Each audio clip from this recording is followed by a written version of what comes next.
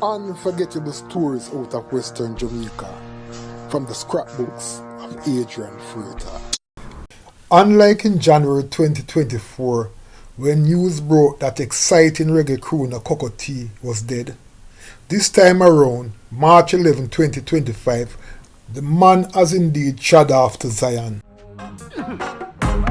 Holy Mount Zion, I'm coming home to you. In breaking the news of the singer's death, the Gleaner reported that his wife, Malvia Scott, confirmed to the Gleaner that the veteran singer passed away at 4:46 this morning at a hospital in Brevard, Fort Lauderdale, Florida.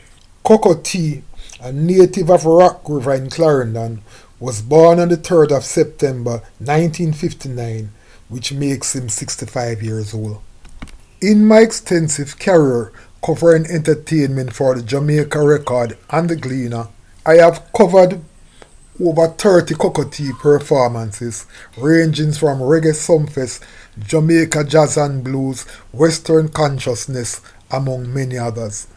On a quick reflection, some of my favorite Coco Tea performances would have been the 2012 staging of the Bob Marley Birthday Bash at MX3 in Negril, his phenomenal performance at the Jamaica Jazz and Blues Festival at the Trelawney Multipurpose Stadium in 2013, and his 2017 Rainforest Seafood Festival performance at the Catchinall Entertainment Centre in Montego Bay. Despite the large number of Coco Tea concerts I have covered, it should be interesting to note that my favorite Coco Tea performance was not one in which I was covering, but one in which I was actually standing in the press area at the Catchinall Entertainment Centre watching him taking Reggae Sumfest 2011 by storm. Interestingly, Coco Tea was not built to perform on Sumfest 2011. However, he was called up at the last minute when R&B star R. Kelly, who was billed as one of the headline acts, pulled out on the instruction of his doctor following an emergency throat surgery.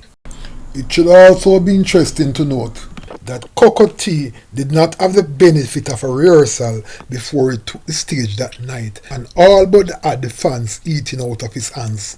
Standing in the press area and watching my colleague Sheena Gale covering the main stage, I saw the greatness of Coco Tea as he emerged as the undisputed star in a lineup which featured legendary crooner Beres Hammond, Tanya Stevens, Christopher Martin, Half Pint, and reggae legend Bunny Wailer. In her Gleaner story, Sheena Gale wrote the following: Superstar Coco Tea did not need to be inspired by legends to save Reggae Sumfest on Friday.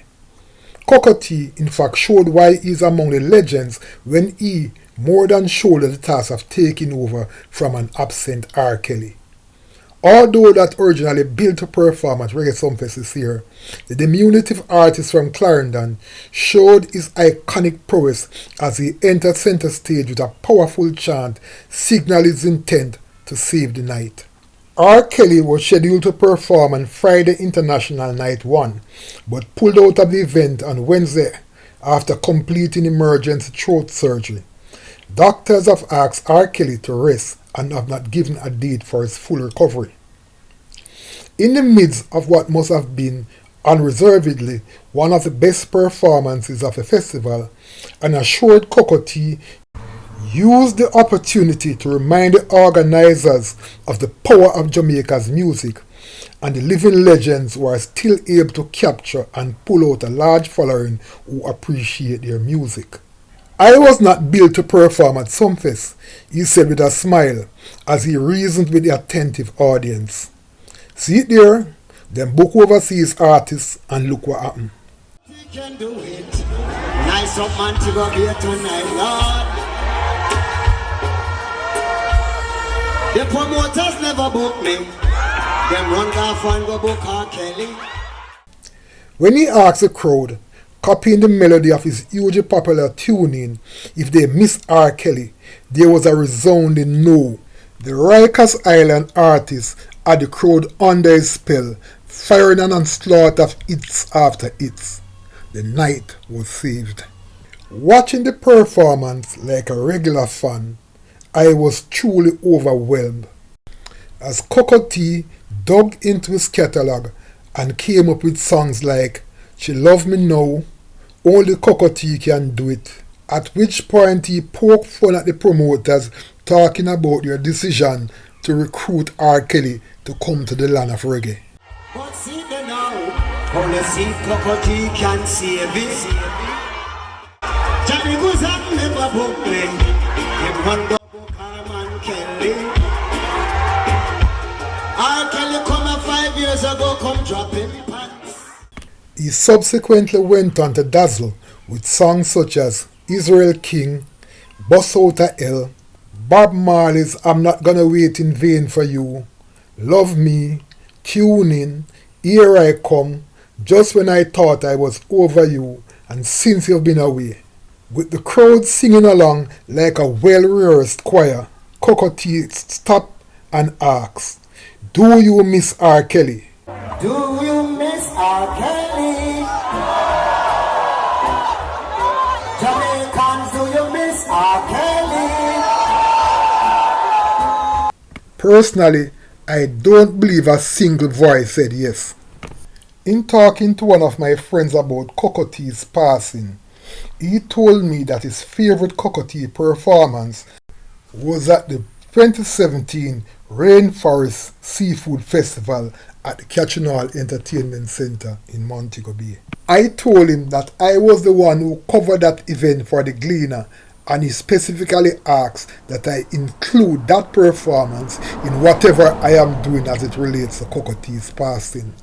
So this is a part of what I wrote in the article, which was published under the headline, Coco Tea Sweetens Seafood Fest. It read as follows.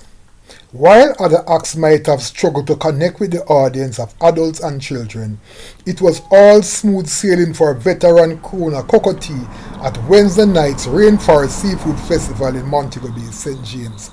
Sounding as crisp as a new compact disc, the singer churned out hits, as in addition to his catalog's gems, he also dipped generously into those of reggae greats such as Bob Marley, Sanchez, and Gregory Isaacs. The audience responded with glee to Rastaman Chant, Rikers Island, Love Me Truly, Good Love, Holy Mount Zion, Bob Marley's Waiting in Vain, Gregory Isaacs' Number One, and Tune In, plus Sanchez's version of Here I Am. When Coco Tea ended his assigned 30 minutes, the happy audience demanded an encore, and he responded with Sonia and 18 and Over. While Coco Tea's voice will not be heard live again, I am positively sure that it will live on forever in the hearts and minds of all loyal reggae fans. Unforgettable stories out of Western Jamaica from the scrapbooks of Adrian Freighter. Before you go, please remember to subscribe.